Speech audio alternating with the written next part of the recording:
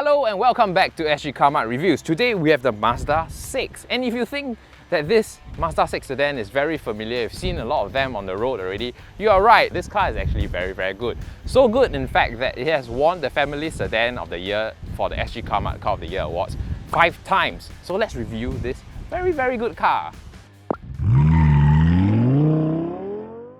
So the Mazda 6 is a very good looking car. You get LED daytime running lights and this honeycomb grille that was inspired by the Vision concept car of Mazda. I mean, 4 or 5 years ago when this first debuted, it looked very striking. Nowadays, this design is quite ubiquitous, but I must say Mazda's design is timeless because after 5 years, this is still a very good looking grille. Combined with the daytime running lights, I would say the Mazda 6 has a very strong road presence. And from the side, you can see that the Mazda 6 is a very beautiful looking car with all these curves. Mazda's design philosophy is called Kodo. It literally translates to heartbeat, but on their website they explain that it's supposed to fill something up with life and fill it up with soul. And I guess it's also because this car's color is soul red. I remember when I saw this color 4 or 5 years ago, I was very taken by it. It's a very beautiful color. And yeah, this car is very beautiful from the side and from the front. The Mazda 6 sedan is priced from $143,888 to $149,888.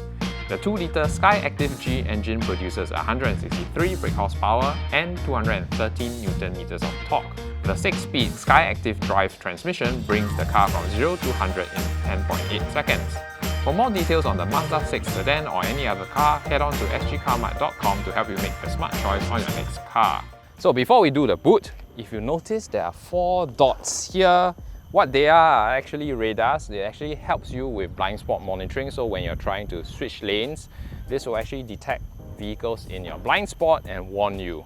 Also, it helps with rear cross traffic alert, so if you were reversing and suddenly a young punk in a PMD zooms past you, these radars will actually alert you. In the boot, we have 500 litres, and as you can see, we have stuffed a lot of things, luggage, a stroller, the anti-trolley, and a huge golf bag, all in this 500-litre boot. So it actually can fill a lot of things.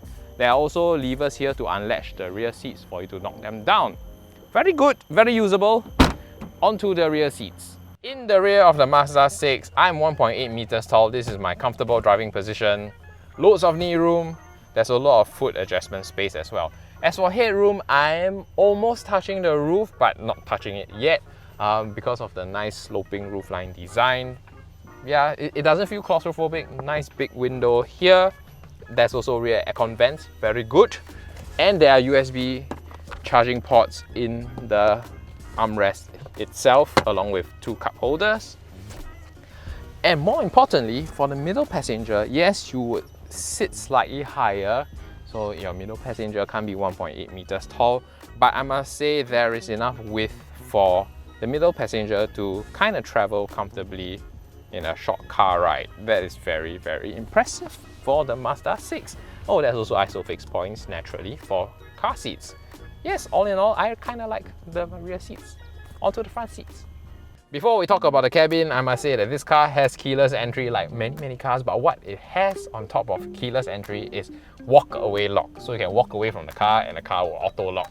That is something that you don't really find in cars at this price point, and it's actually a perk that you get from luxury sedans so that you won't have to worry that you forgot to lock your car.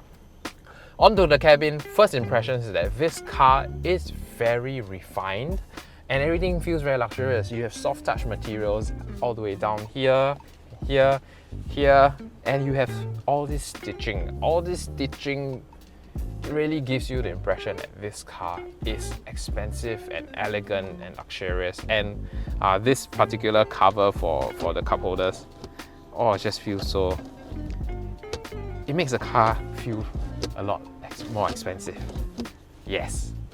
Anyway, onto the instrument cluster, you have a mix of digital and analog speedometer and rev counter, and a digital display to show you your fuel consumption, etc. Easy to understand, nothing too complex. You have a heads-up display there, which is nice and bright and legible. And I really like the steering wheel because of how it feels, and more importantly, its placement. Somehow Mazda has perfected the centering of the steering wheel. It's just, to me, it's dead center. Some cars, sometimes the steering wheel is a bit to the left or a bit to the right. Yeah, I like that Mazda has made it dead center. Infotainment, you get wired Apple CarPlay and Android Auto, so that is very important. And there's also native navigation that integrates quite well with the heads-up display. I'll explain a bit more on that later. Nice aircon controls that feel nice and solid. I really like it. And physical knobs and buttons to control the air conditioning. I really like it. And there's something, some people find it a relic, but there is a CD player here. And actually it kind of makes sense in the Mazda 6 because the radio won't do justice to the Bose sound system. So if you want some high fidelity music, you can actually play your CDs, and this car has a very nice sound system that really fills in all the trebles and the mids and the bass. So yeah, very good. I like it. Nice gear shifter. It feels good and solid to the touch. In fact, this whole place feels very solidly put together. It really feels very expensive. You get also an auto hold button here, so you rest your foot at the traffic light. And a very nice drive mode selector here. You can go into sports straight away, or other modes. Yeah, I really like the cabin of this car, and when we talk about the seats are nice and comfortable, electronically adjusted. There are memory function also, and most importantly, lumbar support, so that you are nice and supported when you drive. Yeah, speaking of driving, let's see how this thing drives. Let's go.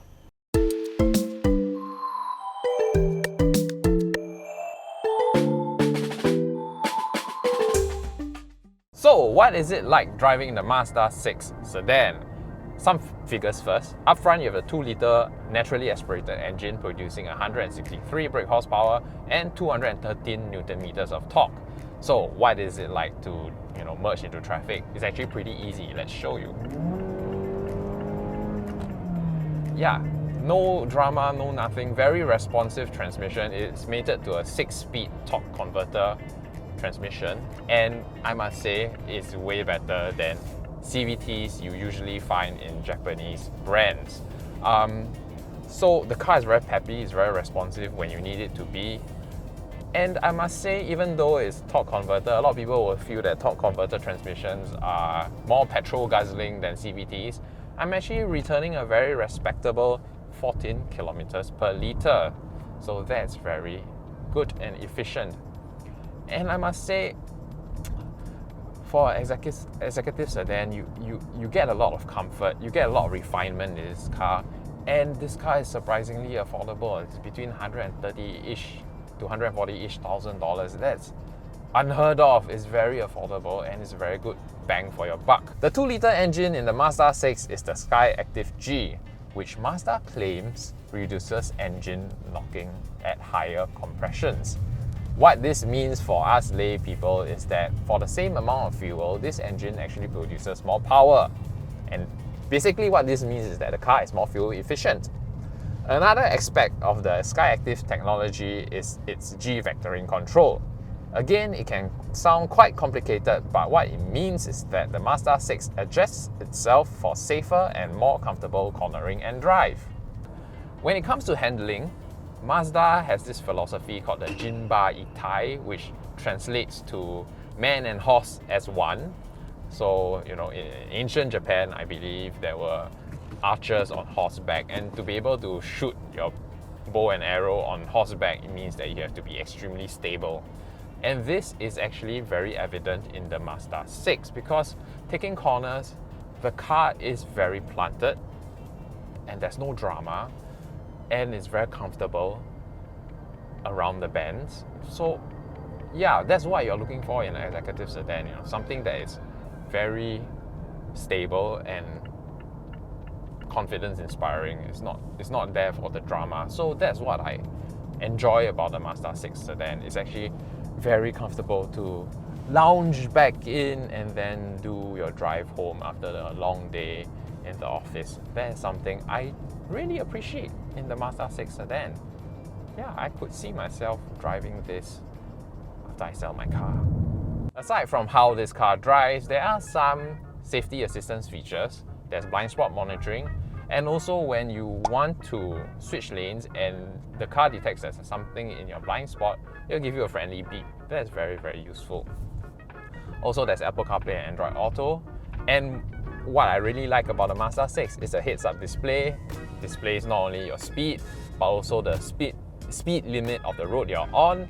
And if you're using the in-car navigation system, the heads-up display will actually give you directions. That means if you need to turn right in the next 50 meters, there's actually an icon there with the right arrow and then the distance left and the name of the road that you're supposed to turn into. That is something I really, really like, and you don't really find in other cars at this price point. Very impressive.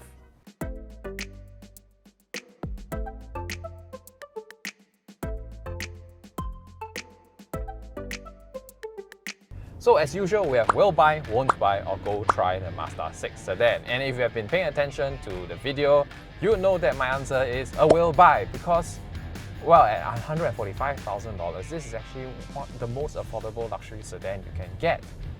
And for $145,000, it's not as if they are scrimping on what's inside. The interior cabin is refined, it's exquisite. I love the stitching. Everything is well put together, everything feels solid and robust. And as for the drive, you know how I explained about the Jimba E-Type, handling this car really is pretty solid and confidence inspiring. So this car is a pleasure to drive.